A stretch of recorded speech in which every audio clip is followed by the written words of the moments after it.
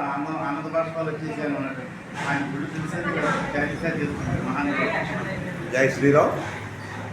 ఈరోజు హనుమత్ జయంతి సందర్భంగా తడికిలపొడి శ్రీ అభయాంజనేయ స్వామి గుడి వద్ద తిరుమల తిరుపతి దేవస్థానం హిందూ ధర్మ ప్రచార పరిషత్ ద్వారా స్వామివారికి ఉదయం అభిషేకములు ఆకుపూజ తదుపరి శ్రీమాన్ శ్రీ గరంది ప్రభాకరరావు గారు రిటైర్డ్ స్కూల్ మాస్టర్ గారిచే హనుమత్ వైభవం ప్రవచన కార్యక్రమం జరుగుతుంది. జై శ్రీరామ్.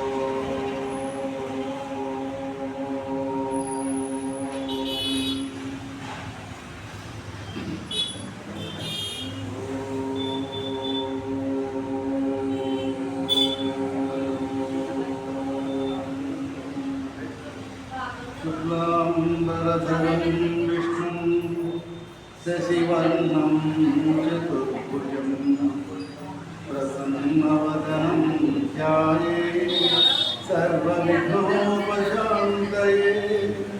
అగజానన పద్మార్కం గజాననమహర్నిశం అనేకదంతం భక్తానాం ఏకదంతం పాస్మహే ఏకదంతం పాస్మహే. గురు బ్రహ్మా గురు విష్ణు గురుదేవో మహేశ్వరః గురు సాక్షాత్ పరబ్రహ్మ తస్మై శ్రీ గురవే నమః. ఆచార్య దివ్య చరణౌ శరణం ప్రపద్యే ఆచార్య దివ్య చరణౌ శరణం ప్రపద్యే. శ్రీరాఘవం దశరథాత్మజమప్రమేయం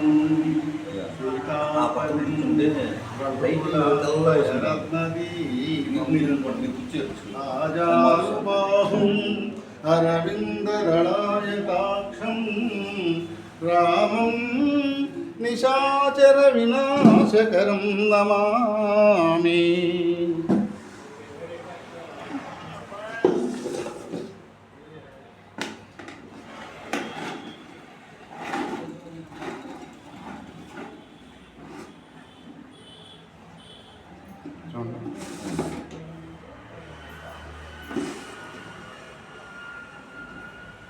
బుద్ధిర్బలం యశోధైర్యం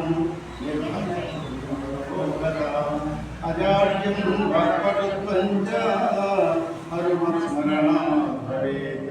హనుమాన్ అంజనాసూనుః వాయుపుత్రో మహాబలః రామేష్టః ఫల్గుణస్సఖః పింగాక్షో హితవిక్రమః ఉదధిక్రమణశ్చైవ సీతాశోకనివారకః లక్ష్మణ ప్రాణదాతారః.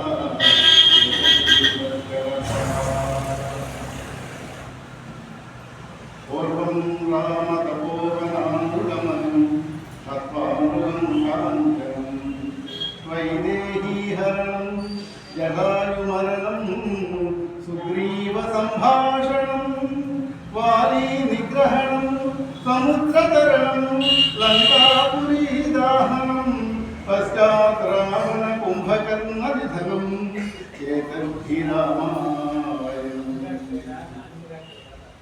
జై శ్రీరామ్. భక్తమాచార్యులకి కూడా ఈరోజు హనుమత్ జయంతి సందర్భంగా తిరుమల తిరుపతి దేవస్థానం ధర్మ ప్రచార పరిషత్ వారు శుభాకాంక్షలు తెలియజేస్తూ ఇప్పటివరకు కూడా స్వామివారికి అభిషేకాలు, సహస్ర పత్ర పూజ, అలాగే ఏకాదశి పర్యాయాలు హనుమాన్ చాలీస పారాయణం భక్తుల చేత ఇదివరకు చేయడం జరిగింది. ఇప్పుడు హనుమత్ వైభవం ఈరోజు ఆంజనేయ స్వామి వారి యొక్క విశేషాలన్నీ కూడా ముందుకు ప్రయత్నిస్తాను. అందులో గ్రహించి స్వామివారికి విశేషాలు తెలుసుకుని స్వామివారి యొక్క ప్రసాదాలు స్వీకరించి ఆంజనేయ స్వామి వారి యొక్క సంపూర్ణ అనుగ్రహం పొందవలసిందిగా తెలియజేస్తున్నాం.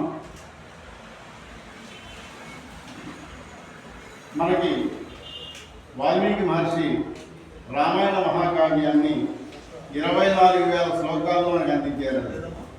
24,000 శ్లోకాల్లో 7 కాండలుగా అంటే 6 కాండంతో కళ్యాణ సూత్రం రామవారి, 7వ కాండ ఉత్తరకాండతో పూర్తి రామాయణం అవుతుంది. 6 కాండలు 24,000 శ్లోకాలతోటి మనకి రామాయణాన్ని మనకి అందించడం జరిగిందండి. సాధారణంగా రామాయణం అనగానే మనకి ఆ కథంతా గుర్తుకొస్తుంది. మన తెలుగువారికి అదృష్టం, రామాయణంలో ఉండేటువంటి ఎన్ని రకాల గాథలు అయితే ఉన్నాయో అన్ని రకాల సినిమాలు వచ్చినాయి. సినిమాలు లాప్టస్ చూడడానికి ఎవరు లేరు కదండి. అలాగే సంపూర్ణ రామాయణం ఇలా అనేకమైనటువంటి సినిమాలు రామకథను ఆధారంగా చేసుకుని మనకి వచ్చి దిగ్విజయంగా మనకి ప్రదర్శించడం కూడా జరిగింది. మనందరం కూడా తక్కువ చూసాం. రామకథని తెలియని వాళ్ళంటూ లేకుండా చేసిన పుణ్యం వాళ్ళకే తప్పుతుంది. ఇదివరకు రామాయణం లేనటువంటి ఇల్లు, భాగవతం లేనటువంటి ఇల్లు, రామాలయం లేనటువంటి ఊరు ఉండేవి కాదండి.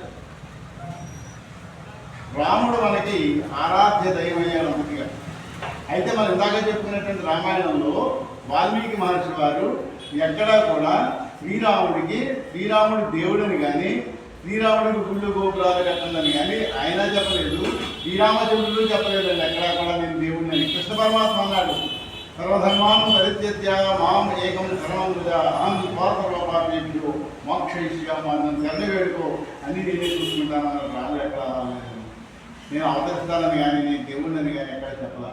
నువ్వు దేవుడు అయ్యాని మహర్షి చెప్పినా సరే నేను దేవుడిని కాదు, నేను సామాన్య మానవుని అని చెప్పాడు. సీతాదేవి కనిపించకపోతే సామాన్య మానవుడు కనిపించాడు. చెట్టుని పుట్టని అడిగేది ఉన్నాయి, చెట్టు పుట్ట సమాధానం చెప్తాయా? చెప్పవు.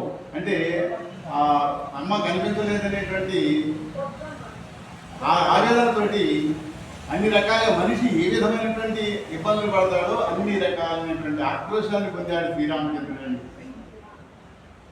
ఆ విధంగా ఆయన ఎక్కడా భగవంతుడని చెప్పకపోయినా, ఆయన దేవుడిని చెప్పకపోయినా, మన ఊరూరా వాడవాడలా ఇదివరకైతే ప్రతి వీధిలోనూ రామాయణం ఉండేదండి. ప్రతి కాలువ పట్టిన ఆంజనేయ స్వామి మందిరం ఉండేదండి. ఇంటి దగ్గర చిన్న పూడైనా ఉండేది. స్నానం చేసి చక్కగా స్వామిని దర్శనం చేసుకుని వచ్చేవాడు. ఇప్పుడు ఆ స్థానాన్ని కాస్త ఆయన తీసుకున్నారు, బాబా గారు మందిరాలు కదండి. కారణాలు అనేవి. అయితే ఒక్కొక్కసారి మనం ఒక్కొక్కరు నమ్ముకుంటూ ఉంటాం, ఒక వే అలా నడుస్తూ ఉంటుంది. అయినప్పటికీ కూడా స్వామివారి యొక్క ప్రాధాన్యత కానీ స్వామివారి యొక్క మహాత్మ్యం కానీ ఇది కానీ ఎక్కడ తగ్గలేదు. చేతంటే ఇప్పటికి కూడా ప్రతి ఊళ్ళోనూ కనీసం 4-5 బ్యాచ్లు ఉన్నాయండి. 108 పర్యాయాలు హనుమాన్ చాలీసా పారాయణం చేసేటువంటి బ్యాచ్లు ఉన్నాయి. అది విధంగా అదృష్టమే. ఇప్పటివరకు కూడా మీరు విన్నారు హనుమాన్ చాలీసా. చాలీసా అంటే ఏమిటి?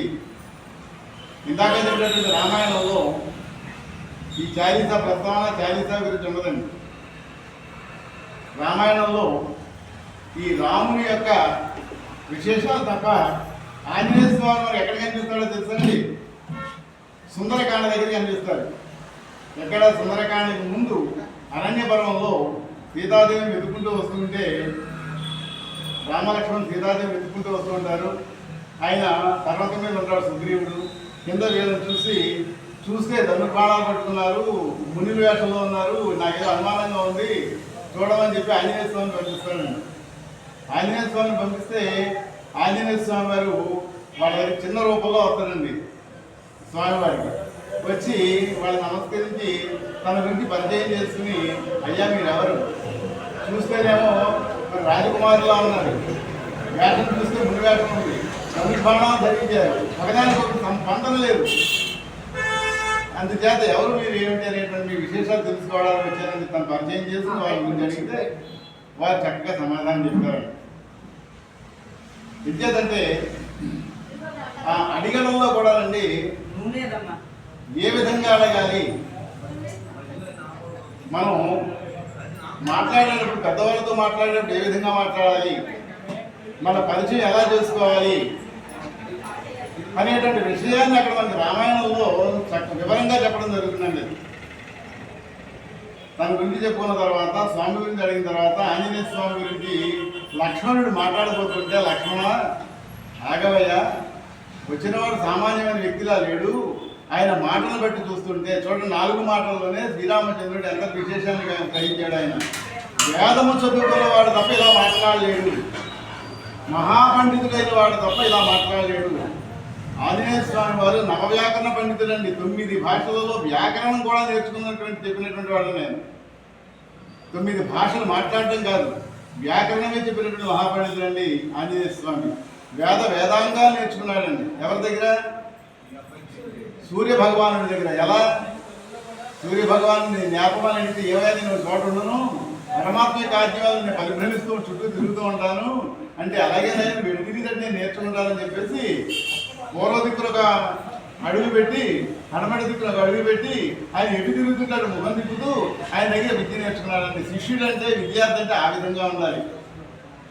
ఇప్పుడు పిల్లలు ఎక్కడంటే మాస్టర్ అక్కడికి వెళ్ళాలండి. వాడికి ఏసీ కావాలంటే ఏసీ పెట్టాలి, ఫ్యాన్ కావాలంటే ఫ్యాన్ పెట్టాలి. సందర్భం వచ్చింది అని చెప్పాను. ఒకసారి ఒక విద్యార్థి నా దగ్గర తెలుగు నేర్చుకోవడానికి వచ్చాను.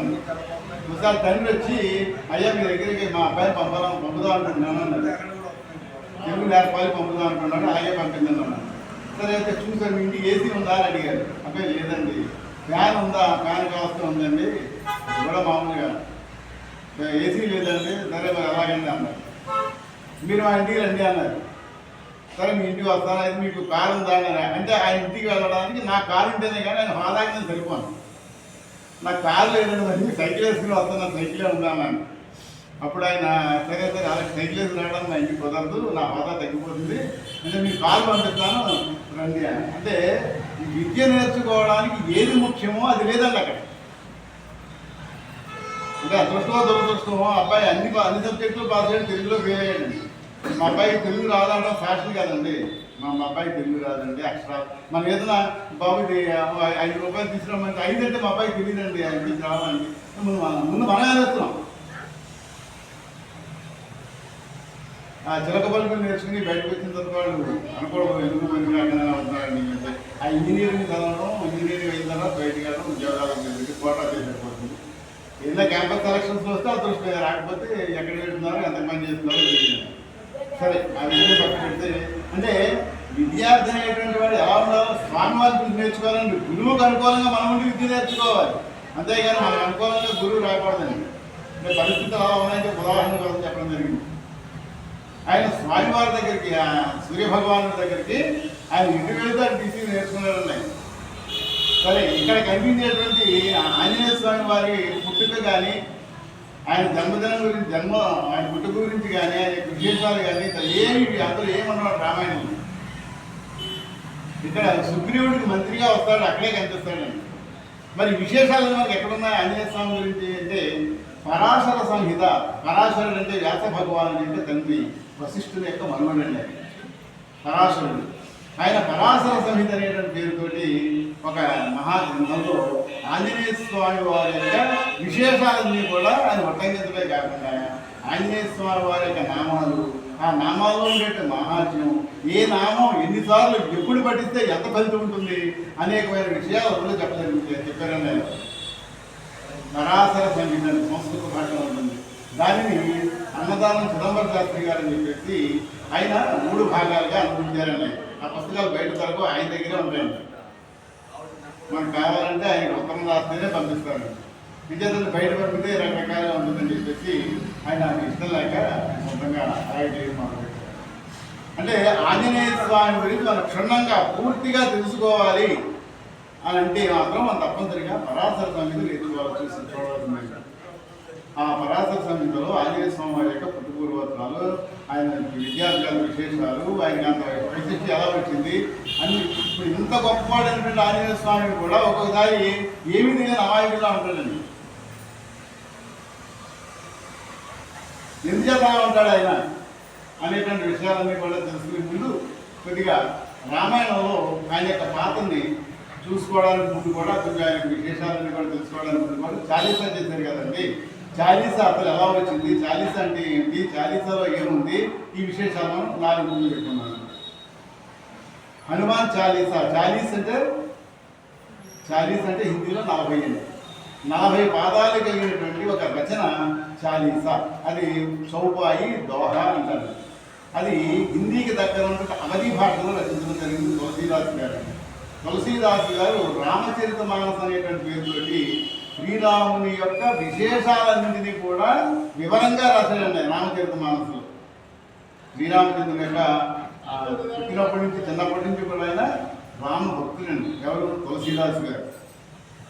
ఆయన తెలిసిన వయసు వచ్చినప్పటి నుంచి కూడా ఆ శ్రీరాముడి గురించి రామనామం జపం చేసుకోవడం, శ్రీరామ అనుకోవడం, రామాయణ విశేషాలు తెలుసుకోవడం ఇవే చేస్తున్నారు. ఆయన గృహస్థుగా జీవితాన్ని ప్రారంభించిన తర్వాత ఈ భక్తి అదే పక్కన పడేసి భార్య జీవితంగా అయిపోయింది. ఒకసారి భార్య ఊరికి వెళ్ళిందని పాపం. ఊరికి వెళితే ఈయన ఉండలేకపోయాడు పాపం. ఉండలేక భార్యను చూడటం కోసం వెళ్ళాడండి. నర్మదా నది అడ్డొచ్చిందండి. మహాప్రవాహంతో మిక్కిలి వేగంగా ప్రవహించేటంటే ఆ నదిని కూడా ఈదుకుంటూ వెళ్ళిపోయాడు అవతలకి. ఒక గోడ ఎక్కాలి.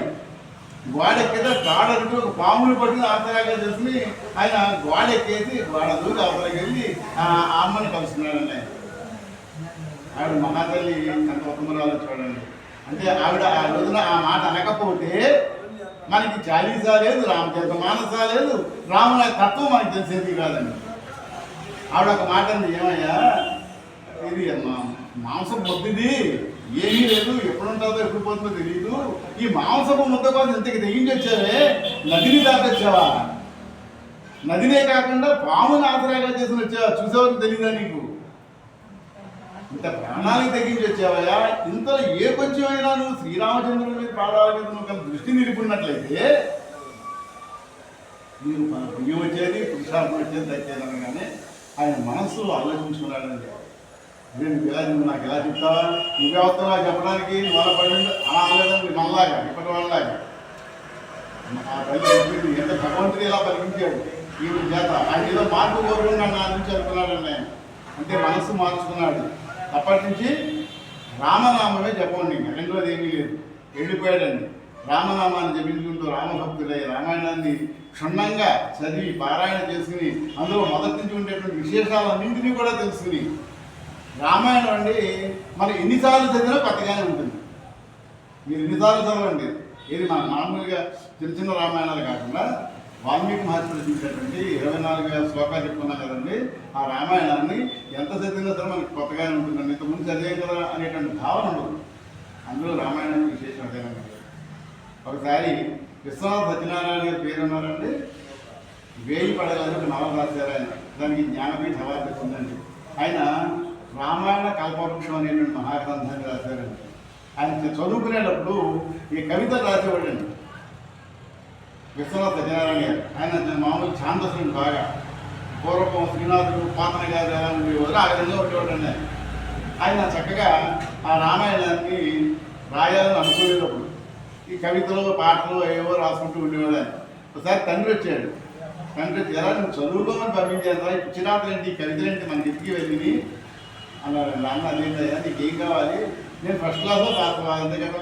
నేను ఫస్ట్ క్లాస్లో పాస్ అవుతాను. అప్పుడు కాకపోతే అప్పుడు చెప్పానండి. అంటే అంత నమ్మకం ఉంది ఆయనకి. ఫస్ట్ క్లాస్లో పాస్ అవ్వడం కాదా, నాకు ఈ పిచ్చి కవితలు పాటలు నాకు వద్దు, రాస్తే రామాయణం రాయి లేకపోతే మానేసి అన్నాడు.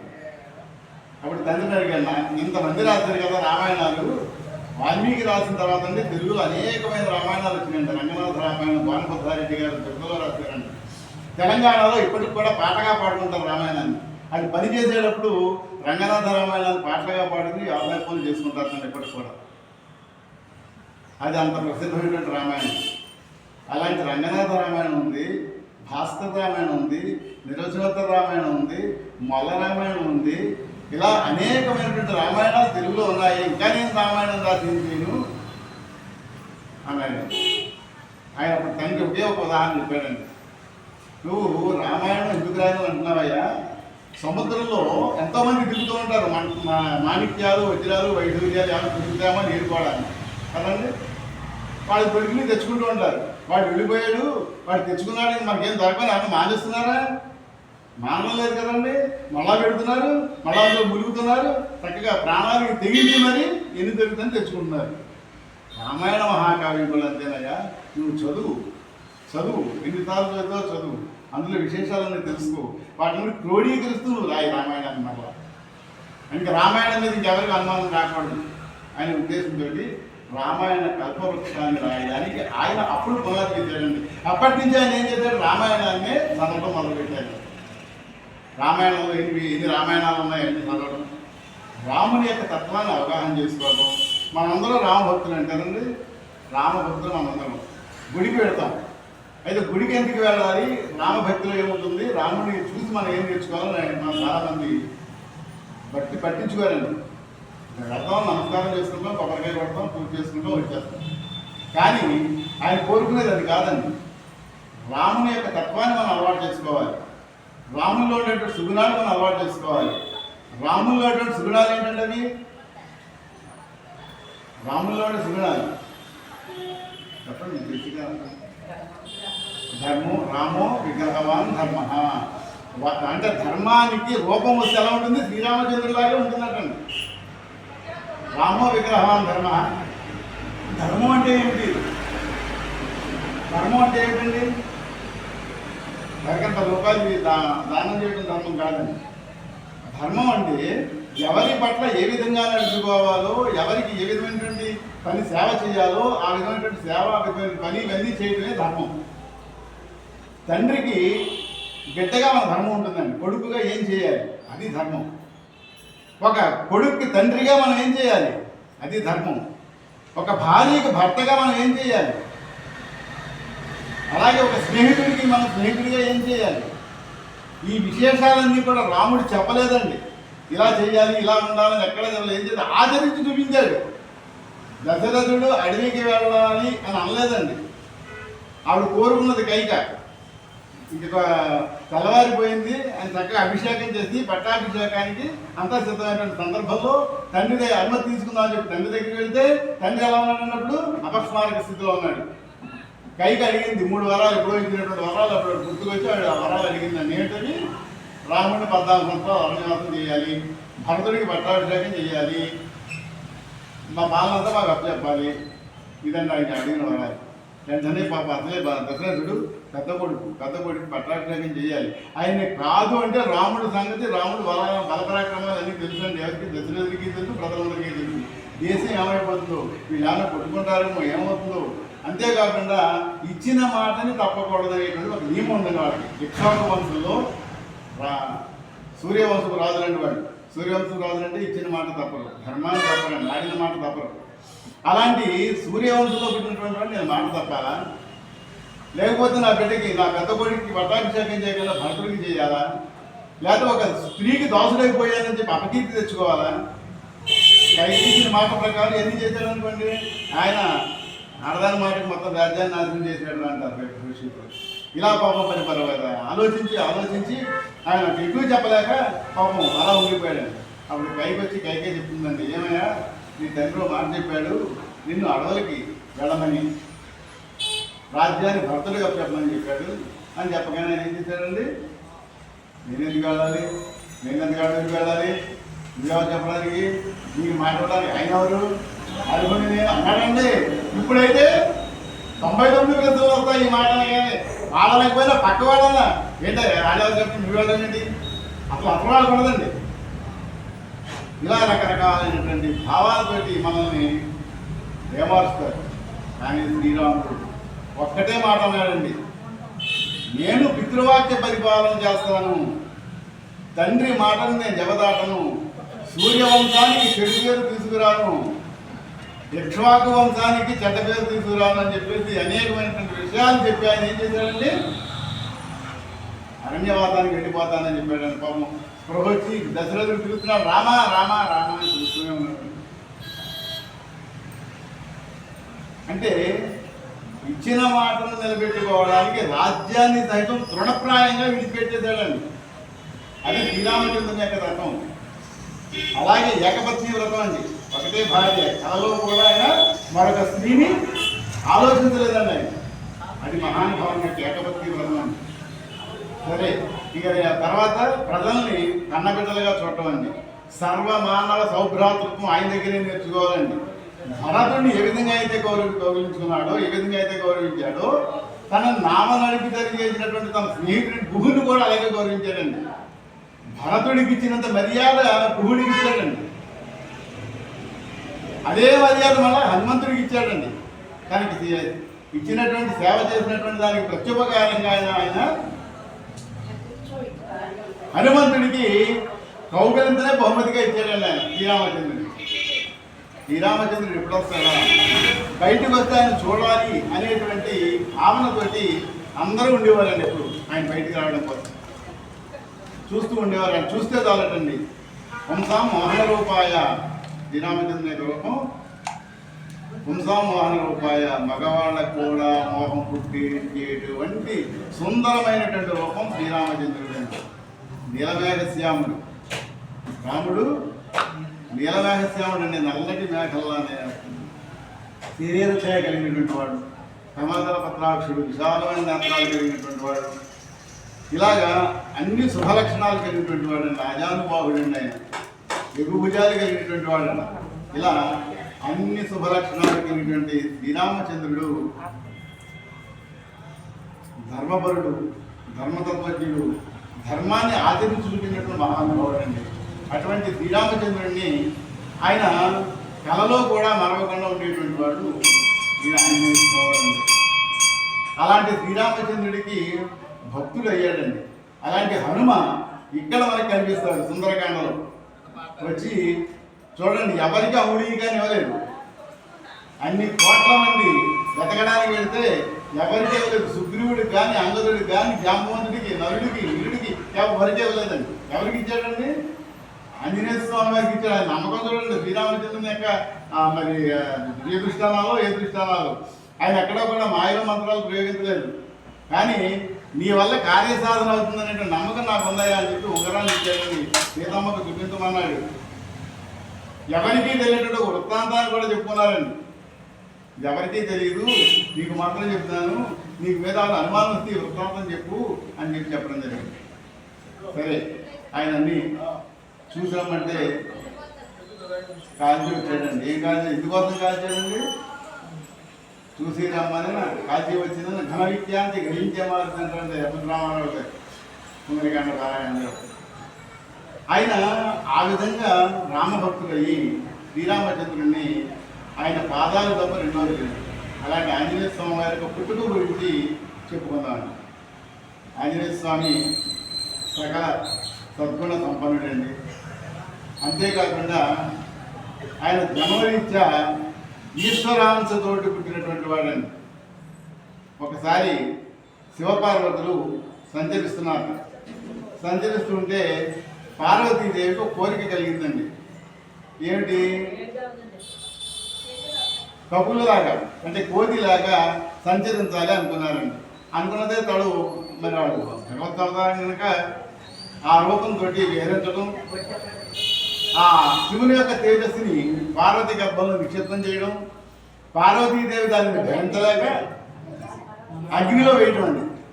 అగ్నిలే నేను భరించలేనన్నాడండి. ఆ అమ్మవారి యొక్క శివుని యొక్క ఆ తేజస్సుని తాను భరించలేనన్నారండి. పార్వతీదేవి అగ్నిలో పెట్టిందండి. అగ్ని కూడా భరించలేకపోయి ఏం చేసిందంటే, వాయుదేవుడు అయితే భరించగలిగితే వాయుదేవుడికి అప్పచెప్పాడు ఆ తేజస్సుని. ఆ వాయుదేవుడు దాన్ని కూడా ఏం చేయాలని చెప్పి చూస్తుంటే అప్పుడు అగ్నిదేవుడు వాడు పలికిందండి, నాయన నువ్వు కంగారు పడకు, అక్కడ అంజనాదేవి తపస్సు చేస్తుంది సత్సంతానం కోసం, ఆవిడ గర్భంలో ప్రవేశించడానికి వెళ్ళే అని చెప్పేసి ఆయన ఏం చేసిందంటే, ఆయన ఏం చేశాడంటే ఆ సమయంలో ఆవిడ మంచి ధ్యానంలో ఉంది. ధ్యానంలో ఉన్న సందర్భంలో ఒక్కసారిగా ఈ తేజస్సుని తీసుకెళ్ళి, అంటే రోజుకి ఒక ఫలాన్ని ఇచ్చేవాడు వాయుదేవుడు. ఆవిడకి అంజనాదేవికి రోజుకో ఫలాన్ని ఇచ్చేవాడు, తీసుకున్నాడు తపస్సు చేసుకునేది. ఈ రోజు ఈ తేజస్సుని ఇచ్చాడండి. ఆవిడ ఆ తేజస్సుని పండుగని భక్షించిందండి. గర్భం ధరించింది. నాకు సిగ్గుపడిపోయింది, నేను దీక్షలో కూర్చుంటే నాకే గర్భం ఏమిటని చెప్పేసి. అప్పుడు ఆయన చెప్పాడమ్మా, ఏ కాదు ఇది సాక్షాత్తు పరమేశ్వరుని యొక్క తేజస్సుది, నీకు మహాబల పరాక్రమం సంపన్నటువంటి మహా తేజస్సు సంపన్నటువంటి మహావీరుడు ధీరుడు సూర్యుడు అయినటువంటి ఒక పుత్రజన్మం జరుగుతుంది, కంగారు పడకని చెప్పేసి చెప్పగానే ఆయన సంతోషపడుతుంది. ఆ విధంగా కేసరి నందనుడిగా, అంటే కేసరి అంజన వారి యొక్క కేసరి నందనుడిగా అంజనాదేవి గర్భంలో కలిగినటువంటి వాడిగా ఆంజనేయుడిగా ప్రసిద్ధికి ఎక్కాడు. చిన్నప్పుడే మంచి తేజస్సుతోటి మంచి రూపంతో కూడితే అందరూ కూడా ఎంత ఆశ్చర్యపోయేవారు ఆంజనేయ స్వామి. మరి సాక్షాత్తు శివుని యొక్క అంశే కదా, మరి శివుని అంశ అంటే అతిథిగా ఉంటుందో చూడండి. ఆ అంశతోటి జన్మించినటువంటి ఆంజనేయ స్వామి వారు మహాబలపరాక్రమం సంపన్నులు ఉండేవాటండి. బాల్యంలోనే తల్లిని అమ్మ ఆకలిస్తుంది, ఫలం కావాలి, ఆకలిస్తుంది, ఫలం కావాలంటే నాయన మన వనమంతా ఫలాలు ఉన్నాయిగా చూసుకుంటుంది ఆయన అన్నారు. బయటికి వెళ్ళాడు, బయటికి వెళ్ళి బయట చూడగా అప్పుడే సూర్యుడు ఉదయిస్తున్నాడండి. మంచి ఎక్కడగా యాపిల్ పండుగ కనిపించాడు. ఎవరికి ఆంజనేయ స్వామి చూసేసరికి అమ్మ ఇది పాములా పండుగ ఆకాశాన్ని వెళ్ళిపోయాడండి, సూర్యుడి దగ్గరికి వెళ్ళిపోయాడండి. ఆయన ఎంత దూరం ఉన్నాడండి, ఎంత దూరం ఉన్నాడండి? శతసహస్ర యుగ పరధాన యోజన పరధానము. శతసహస్రాలండి, శత అంటే 100, సహస్రం అంటే 1000, శతసహస్రాలు అంటే 100,000, అంటే 1,00,000 మైళ్ళ దూరంలో ఉన్నాడండి సూర్య భగవాన్. అది యోజనాలండి, యోజనం అంటే 8 మైళ్ళు అండి, అంటే 8,00,000 మైళ్ళ దూరంలో ఉన్నాడు సూర్య భగవానుడు. అంటే అప్పుడే లెక్కేసాడండి. ఇప్పుడు నాసా వాళ్ళు చెప్తారా, చెప్పింది నిజమేనండి. తులసీదాస్ గారు సూర్య భగవాను అంత దూరం సూర్య భగవాన్ ఫలంగా అందుకున్నాడని చెప్పి ఆయన చాలీసార్లు చెప్తాడండి. గత రాత్రి యోజన ప్రభావం మీకుంటాను అది ఇప్పుడు అయితే సూర్య భగవాన్ నిజంగా అంత దూరంలో ఉన్నాడు అని చెప్పడం జరిగింది. అంటే ఆ రోజు మనకి ఏ విధమైనటువంటి సైన్స్ టెక్నాలజీ లేదండి. మనకి ఆ రోజుల్లో మనకి ఏ విధమైనటువంటి ర్యాకెట్లు లేవు, ఏమీ లేవు. అలాంటి రోజుల్లోనే సూర్యుడు ఎంత దూరాన్ని ఉన్నాడో లెక్క కట్టారంటే మన భారతీయుల యొక్క తత్వాన్ని మీరు తెలుసుకోండి. అంత మహావీరులు ఉన్నటువంటి మహా తేజ సంపన్నులు మహర్షులు ఉన్నటువంటి దేశం మన భారతదేశం అండి. ఆయన ఈ విధంగా ఆంజనేయ స్వామి వారు అంత దూరం వెళ్ళి సూర్య భగవాను ఫలంగా భావించి పట్టుకున్నాడండి. అదే సమయంలో ఇంద్రుడు చూశాడు, ఏంటి వీడియోలో సూర్యుడి మీద పెడుతున్నాడు అని చెప్పేసి ఆయన ఎదిరించడం కోసం ఏం చేశాడంటే ఆయన యొక్క ఆయుధం వజ్రాయుధాన్ని విడిచాడండి. వజ్రాయుధానికి ఎక్కడ తిరుగుండదు, వజ్రాయుధాన్ని ఎక్కడ తిరగలేదు ఉండదండి. అలాంటి వజ్రాయుధాన్ని విసిరగానే అది ఆంజనేయ స్వామి వారికి చెంపక తగిలిందండి. అను తగిలి అక్కడ దవడంతారని తిరిగిపోయింది అక్కడ. అంచేత ఇక్కడ కొంచెం చెట్టు ఉంటుంది ఆంజనేయ స్వామి వారికి. అంచేత ఆయన హనుమాన్ అని పిలవబడటం మొదలుపెట్టాడండి. రాహువు అప్పుడు వెయ్యి గ్రహణం పట్టడానికి వచ్చాడు. గ్రహణ సమయం, గ్రహణం పట్టడానికి రాహు వచ్చాడండి. రాహు వచ్చి ఒక దాగుతుంటే ఎక్కడికి వెళ్ళి పడ్డాడో తెలియదు. నన్ను భయపడిపోయాడు. ఏంటి వీడాడు ఎలా ఉన్నాడు, నేను నాకు తప్పేం కాదు, సూర్యుడి దగ్గరికి వెళ్ళి ఇది లేదు, అలాంటి నేను నేనాడుతాను, నన్నే తన్నేశాడు, ఎవరు మహాతేజ సంపన్నంగా ఉన్నాడని చెప్పేసి రాహుని కానీ కేతువుని కానీ ఎవరిని లెక్క చేయలేదండి. శనిని కూడానండి, శనిని కాళ్ళ పెట్టి ముందు ఉంచుతాడండి. నా భక్తులు ఎవరైనా సరే, నా భక్తులు ఎవరిని కూడా ఏం చేయడానికి వీలు లేదు. ఎందుకంటే నీ దృష్టి పడినా సరే నువ్వు వాళ్ళు బాధించకూడదు. ఆయన అప్పుడే నేను చేస్తానని చెప్పేసి అప్పుడు ఆయన విడిచిపెడతానండి శనిదేవుడిని. సరే ఈ విధంగా ప్రతి విషయంలోనూ కూడా అండి, ఇలా నవగ్రహాన్ని జయించడం విషయంలో, ఇంద్రుని లెక్క చేయనటువంటి విషయాల్లో, ఇంద్రుని యొక్క వజ్రాయుధం ఏం చేయలేనటువంటి సందర్భంలో కూడా ఇలా ఎంత బలపరాక్రమాలు చూపించాడు. బాల్యంలోనే చిన్న పసిబాలుని కానీ అందరూ కూడా సామాన్యుడు కాదనుకున్నారండి. ఒక్కసారి ఈయన ఈ ఆయుధాన్ని వజ్రాయుధాన్ని వదిలేగానే కొంచెం మాట తప్పి పడిపోయాడు, స్పృహ పడిపోయాడు ఆంజనేయ స్వామి. అప్పుడు వాయుదేవుడు కోపం వచ్చింది, ఏంటి నా కొడుకు ఇలా చేస్తారా అని చెప్పేసి స్తంభించిపోయాడండి. ఎప్పుడైతే గాలి స్తంభించిందో మనం ఒక ఫ్యాన్ లేకపోతే ఒక నిమిషం మేము మొత్తం గాలి స్తంభించిపోతే ప్రపంచంలో ఏది నడవదు, సృష్టి అంతా ఆగిపోతుంది. అప్పుడు ఏం చేయాలని మన దేవతలందరూ మా ఇంద్రుడు మొక్కితే ఇంద్రుడు చూసి మనం ఇది కాదు, ఆ అబ్బాయికి జరిగినటువంటి దాని వల్ల గాలి స్తంభించాలని మన వాయుదేవుడిని ప్రార్థిస్తే, వాయుదేవుడు మీరు వాడిని మొక్కింది ఏదైతే అపకారం చేశారో దాన్ని తిరిగి తీసుకోండి, దానికి అపకారం కలగకుండా చూడండి అనేసరికి అందరూ ఆయనకి వరాలు ఇచ్చారండి. బ్రహ్మదేవుడి యొక్క ఆయుధం బ్రహ్మాస్త్రం ఉంటుందండి. అది బ్రహ్మాస్త్రం అయితే దానికి తిరుగులేదు. కానీ ఆంజనేయ స్వామి ఏం చేయదండి. కొంత సమయం పాటు మాత్రమే ఆయన్ని ఆపుతారండి. బ్రహ్మాస్త్రం అండి. అది మనకి రామాయణంలో ఒక చోట కనిపిస్తుంది. ఇంద్రజిత్తు బ్రహ్మాస్త్రాన్ని ప్రయోగిస్తాడు మన ఆంజనేయ స్వామి మీదని. ఆ బ్రహ్మాస్త్రాన్ని ప్రయోగించినప్పుడు ఈయన దానికి గౌరవంతో నమస్కారం చేసి దానికి ఆపుతాడండి. ఎంతసేపు ఒక 10 నిమిషాలు 5 నిమిషాలు అంత దాని సమయం. ఆయన ఏం చేశాడంటే అండి, వీళ్ళు అనుకున్నారా అతన్ని బంధింపబడ్డాడు అని చెప్పేసి తాడు పెట్టి బంధించేశాడండి ఆంజనేయ స్వామి. తాడు బంధించేసేసరికి ఈయన ఏదైనా సరే ఒక అస్త్రం కానీ ఒక తాడు కట్టుకుందాం అనుకోండి, దీనిపైన ఇంకో తాడు కడితే దాని యొక్క ప్రభావం ఉండదండి. మొదటి తాడు యొక్క ప్రభావం పోతుందన్నమాట. అలాగే ఒక అస్త్రం బంధించినప్పుడు దాన్ని మళ్ళీ బంధించినప్పుడు ఎప్పుడైతే బంధించారో బ్రహ్మాస్త్రం పనికాకుండా పోయింది. కానీ అది ఆంజనేయ స్వామికి తెలియదు, వీళ్ళకి తెలియదండి. బంధింపబడ్డట్టుగా వాళ్ళు కూడా వెళ్ళిపోయాడు. ఇంకేత రావణాసురుని యొక్క బలాన్ని చూడాలి, వాడు ఎంత బలం ఉంది, వాడి రాజ్యం ఎలా ఉంది, ఆ రావణాసురుడు ఎలా ఉంటాడు చూద్దామని చెప్పేసి ఆ విధంగా బంధించబడినట్టుగా కూడా అక్కడికి వెళ్ళిపోతాడు ఆంజనేయ స్వామి వారు. బంధింపబడిన తర్వాత అక్కడికి వెళ్ళిన తర్వాత ఆయన చూస్తాడు. రావణాసురుడు మాత్రం సామాన్యుడు కాదండి. చతుష్షష్టి కళాచారుడు, షట్కాల శివపూజా ధనుధరుడు. రోజుకి 6 సార్లు 1 శివలింగాలకి ఆయన అభిషేకం చేసేవాడండి. కైలాస పర్వతాన్ని పెకలించడానికి ప్రయత్నించాడండి. పేగుల్ని తీసి వీణగా వాయించి పరమశివుడిని మెప్పించి ఆత్మలింగాన్ని తెచ్చుకున్నాడండి. అంతటి మహాతపస్సంపన్నుడు రావణాసురుడు అండి. ఇంద్రాది దేవతలను గడగడలాడించాడండి. అష్టదిక్పాలకుల్ని బంధించేశాడు. నవగ్రహాలను మెట్లుగా చేస్తున్నాడండి ఆయన. అలాంటి రావణాసురుడు ఆ రూపం చూసి అహో రూపం, ఈ రూపం ఏంటి, ఈ తేజస్సు ఏంటని ఆశ్చర్యపోయాడు. సరే చూద్దామని చెప్పేసి ఆయన దగ్గరికి వెళ్ళాడు. బంధింపడినట్టుగా ఉన్నాడు, బంధింపబడినట్టుగా ఉంది. కానీ అప్పుడు ఆయన ఏం చేశాడంటే అండి, అదే ఇంకా బ్రహ్మాస్త్రం ఉందని చెప్పుకున్నాం కదా, ఆ బ్రహ్మాస్త్రం అక్కడ ఆ కాసేపు తర్వాత మరలా ఆయన ఇంకేం చేయదన్నమాట. ఎవరు కూడా బ్రహ్మాస్త్రాన్ని తప్పించుకోలేరు. ఆ వరాన్ని పొందాడండి. బ్రహ్మాస్త్రం ఏం చేయకపోతే వరాన్ని ఈ విధంగా అన్ని దేవతల నుంచి ఆయన వరాలు పొందాడండి. ఏ రూపం కావాలంటే ఆ రూపం పొందేటువంటి శక్తిని పొందాడు.